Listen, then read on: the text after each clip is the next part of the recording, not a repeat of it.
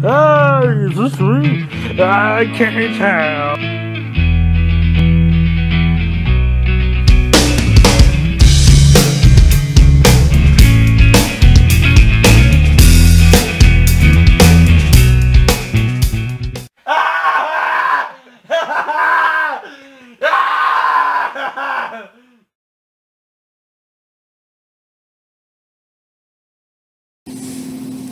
Hi, album review time.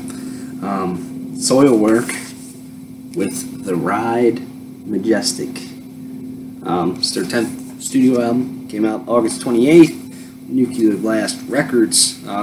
Follow-up to one of my favorite albums from 2013, and that was The Living Infinite. And that was just a pretty much flawless album in my opinion. It was a double album, and it was just, every song just really, really grabbed me. And so when Soilwork announced their new album, I got super excited, and then I completely forgot about it. And I'll be completely honest with you, I completely forgot to listen. Like, when they put out a new song, like their first song and stuff, I didn't listen to it, and put out the next one, I didn't listen to it. Not because I didn't want to, I just forgot about it, man. I don't know. It was just me.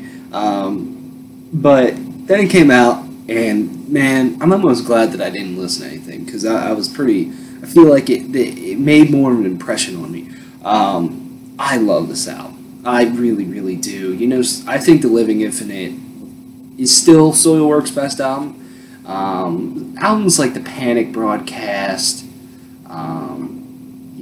Sworn to the Great Divide, stuff like that are kind of okay Soilwork albums. Like, Soilwork never grabbed me until The Living Infinite, but this one I just feel continues in its path.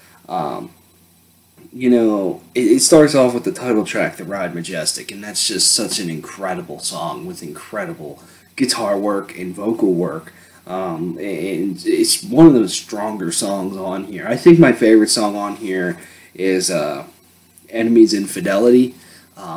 That chorus is just so beautiful. I just absolutely love the vocals during that chorus. It just completely, that was the first song that truly hit me like, wow, this album's great.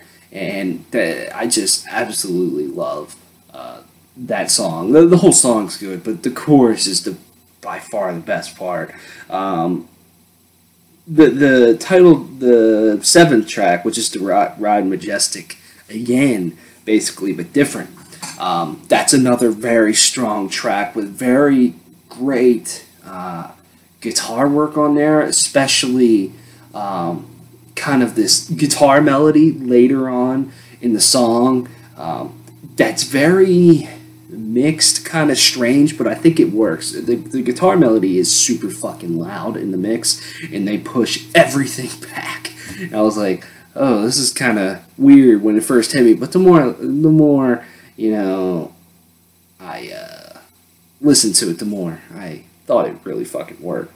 And then it gets to the track World of Pain, which is another really solid one on there, with very crushing guitar work in the beginning that becomes very smooth sounding. That's how I always think of that riff during the verse. Overall, I mean, I find this entire album to be very solid. Those are just songs that really stood out to me the most. Vocally, this is, I don't think it's a step up nor a step down. I'm going to go back on that, actually, now that I remember. The 3rd track, Death in General, I really like the verses. The verses, they kind of have a different sound to them vocally, different pitches and everything. And at first I was like, is that, what's his face? Bjorn? Said that right? I'm not Swedish. And the more I listened to it, the more I was like, that's actually really cool. So there are some different vocal experiments on here, you could say, but it's nothing that'll blow you away, in my opinion, in terms of new stuff. Overall, I think it's just a solid performance. Soilwork, to me, in terms of a lot of the melodic death metal bands, and I'm just gonna say any fucking band in metal in general, have some of the best courses that are just so different and unique and catchy, and they just have all different types of, tones to them, which is awesome. And that is one of the best part on here. I mean, I could go through and just listen to every chorus and be fucking happy. It just seems like their choruses are always above and beyond, almost like they maybe put a little bit more effort into them, because that is the part that'll get stuck in your head the most, probably. But guitar wise, I think this is a solid album. I think there's a lot of variety on it, and I think it has a very good sound to it, a very clean guitar tone, just like the Living Infinite. It retains that sound, and I love the variety on here, because you can have very melodic stuff, you can have just fucking chaotic stuff. You can. There's a little bit of everything on here, which is awesome, and it really, but it still keeps that kind of melodic death metal feel, that Soilwork feel that they usually have. I mean, I really do like this album, man. I think it'll be on my top 20 for sure by the end of the year. I find it to be fucking fantastico. Just super strong songwriting. I think, when I went back and listened to, like, Sworn to the Great Divide and the Panic broadcast and Stabbing the Drama and stuff, and I'm like, there's some good songs on here, but not every song is memorable, or just the songwriting just lacks. And then you listen to Living Infinite in this album, and the songwriting is just there. They're just firing on all cylinders right now, and it's amazing. Even Soilwork's earlier stuff, the Chain Heart Machine, Steel Bat Suicide, I think it's fantastic as well. You're not really going to have that on here. That, more old school sound of melodic death metal.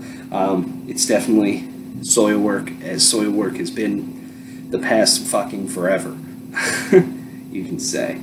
I like Soilwork. They're a great band. They're a band that just seems to keep growing on me as time goes on.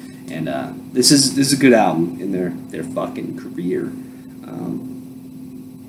Doesn't top the Living Infinite, in my opinion. That's just me, though. So I'm going to give this album an 8.75 out of 10. That's 8 3/4 out of 10. Tell me what you think of this album. Coming up, we have Nile, Iron Maiden, Five Finger Death Punch, Amorphous, Dark Sermon, Counterparts, and Northlane, which have been recorded. I just got to edit them, put them on the YouTubes. Dude, it's happening. Slayer is in like 2 weeks. It's going down, man. It's just, shit's getting real. So keep an eye out for lots of album reviews. There's some gaming stuff that we're going to do too. Keep an eye out for the weekly breakdown as well. It's a fun time of the year. And really, really thank you guys for watching our stuff. We just passed 1,400 subscribers, which is awesome. And we're full steam ahead to 1,500, which is cool. So just keep growing here. And thanks for watching. Follow us on Twitter in the face space. See you guys around.